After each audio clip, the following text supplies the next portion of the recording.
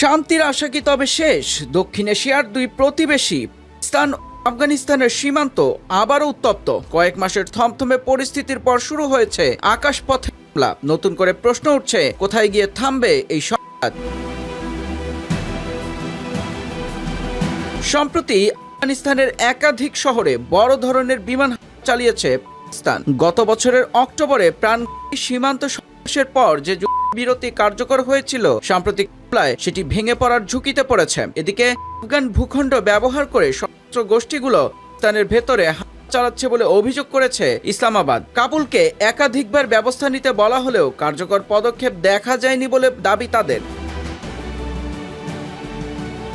এছাড়া চলমান এই উত্তেজনার পেছনে রয়েছে পাকিস্তানের ভেতরে ধারাবাহিক হামলা। খাইবার পাখতুনখাওয়ার বান্নুতে একটি সামরিক বহরে আত্মঘাতী হামলায় একজন লেফটেন্যান্ট কর্নেল সহ 2 সেনা সদস্য নিহত হন। এর আগে আরেক হামলায় প্রাণ হারান 11 সেনা সদস্য ও এক শিশু। এরপর 6 ফেব্রুয়ারি ইসলামাবাদের তারলাই কালানের খাদিজাতুল কুবরা মসজিদে জোহরের নামাজের সময় বিস্ফোরণে অন্তত 31 জন নিহত ও 170 জন।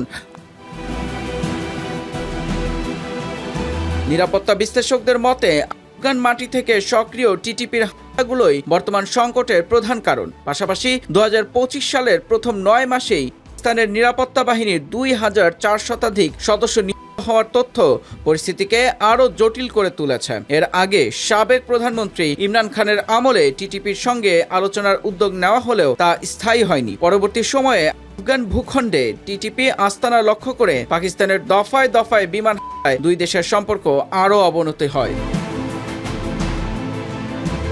বিশ্লেষকরা মনে করছেন, ইসলামাবাদ এখন নতুন এক প্রতিরোধ কাঠামো গড়ে তুলতে চাইছে। তবে তাদের বার্তা পরিষ্কার, সীমান্ত পেরিয়ে হামলা হলে তার জবাব দেওয়া হবে। অন্যদিকে হাজার হাজার আফগান শরণার্থী বহিষ্কারের বিষয়টিও দ্বিপক্ষীয় সম্পর্কে চাপ বাড়িয়েছে।